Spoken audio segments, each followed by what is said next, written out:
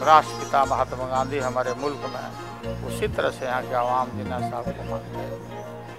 तो हम लोग आए हैं देखने इस सब चीज़ों को। हर किस्म के लोग उनसे मिलना चाह रहे थे। वो मोहब्बत बखेर रहे हैं और लोगों से वापस रेसिप्रोसिटी में मोहब्बत उनको मिल रही है। कुदरत के कृपा से तो सारे देश के प्रॉपर्टी को मैं टेक ओवर कर लूँगा। ये वही जगह है जहां 23 मार्च 1940 को करारदाद पाकिस्तान मंजूर हुई। पाकिस्तान में यह तासुर आम है कि भारत ने पाकिस्तान के वजूद को तस्लीम नहीं किया। आप इस पर क्या कहते हैं?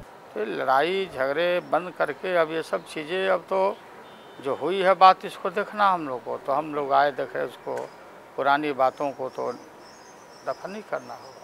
तो भारत के आप क्या समझते हैं, कोई जारहाना इल्ज़ाम नहीं है पाकिस्तान के खिलाफ? नहीं है, वो सब चीज़ों को खोदने हम नहीं आए हैं ना। हम तो आए हैं हम लोग देखने के लिए अपने इतिहास को, सब चीज़ों को।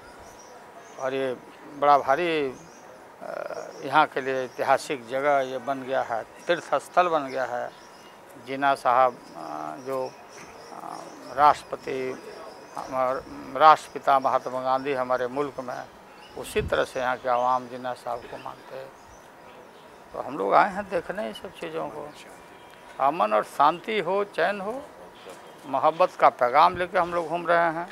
नमन करते हैं सब चीज़ों को, पुरानी बातों को दफन किया जाए।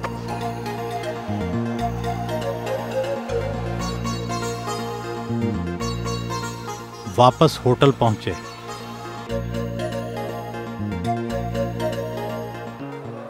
आपने मुस्लिम लीग काफ की तरफ से लालू प्रसाद यादव की मेज़बानी की। आपने उनको बतौर इंसान और बतौर सियासतदान कैसा पाया? लालू साहब I think is a very charismatic personality. हम उनके साथ थ्रू आउट कॉन्फ्रेंस रहे हैं, इंटरेक्ट किया है। जब से उनको जहाज़ से लिया और आज उनको विदा करने जा रहे हैं, वहाँ तक उनके ऊपर एक स्टैम्पीड था लोगों का, जर्नलिस्ट का, टीवी वालों का। हर किस्म के लोग उनसे मिलना चाह रहे थे। वो मोहब्बत बखेर रहे हैं और लोगों से वापस रेसिप्रोसिटी में मोहब्बत उनको मिल रही है। तो एक उनका जेस्चर ऐसा है, उनका इंटरेक्शन लोगों के साथ ऐसा है कि लोग खुद ब खुद उनकी शख्सियत की तरफ खिंचे चले आते हैं। पाकिस्तान और भारत की सियासत में एक बहुत बड़ी मुमासलत दिखाई देती है। आप अपनी बीवी राबड़ी देवी के ज़रिए रिमोट कंट्रोल सियासत कर रहे हैं, जबकि पाकिस्तान की दो बड़ी सियासी जमातों की क़यादत भी रिमोट कंट्रोल के ज़रिए सियासत कर रही है। आप इस पर क्या कहेंगे? नहीं, ऐसा नहीं है। देखिए, वो हमारे यहाँ हाँ, ये बात ठीक है कि जो डेमोक्रेसी में किसी के मरने के बाद, किसी के बाद कहीं ना कहीं ये रिपीटेशन हुआ है, नहीं होना चाहिए। आप पर करप्शन के इल्ज़ामात लगे, पाकिस्तान की दो बड़ी सियासी जमातों के रहनुमाओं पर भी करप्शन के इल्ज़ामात लगे। आप सियासत में करप्शन के हवाले से क्या राय रखते हैं? देखो, बात यह है भाई कि जो पॉलिटिकल लोग हैं, चाहे कहीं के भी हों, politicians, everybody are against the politicians, everybody, every institutions।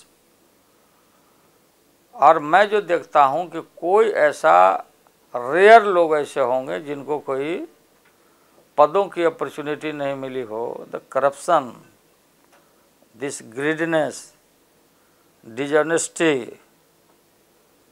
Everywhere in each, हर समाज के हर पहलू में, चारों तरफ दुनिया में ये व्याप्त है। लालू जी, सारी दुनिया में सियासतदानों के बारे में ये राय है कि इनके दोहरे मयार हैं। आपने अपनी बेटी की शादी में लाखों रुपए खर्च किए, क्या ये भी गरीबों की मोहब्बत में खर्च किए गए? फिर मैं आपको बताता हूँ कि हमारी जो बेटी की शादी हुई, लालू की बेटी की शादी, और कोई भी नेता अपने घर से एक पैसा नहीं खर्चा करता, ये आप नोट कर लो। हमारे पार्टी के लोगों ने बढ़िया टेंट लगा दिया, पार्टी का आदमी कई एक लोग है, फर्नीचर आ गए, थोड़ा पंडाल अच्छा हो गया, थोड़ा भोजन वोजन हो गया, लोग अच्छे बुरे सब लोग जुट गए। एक लाख आदमी आता, जिसको न्योता भी नहीं देते, कोई खाना भी नहीं खाया। लेकिन जो लोग हैं, अब देखो दिल्ली, आज दिस होटल है, we are sitting in this hotel. आप लोग भी देखे होंगे, ऐसे होटलों में जो हाई फाई या सोकल एलिट है, उसके एक दिन के शाम को दारू पीने का और खाने का बिल आता होगा 50 लाख रुपया। इधर आते, हमारे यहाँ भी आता।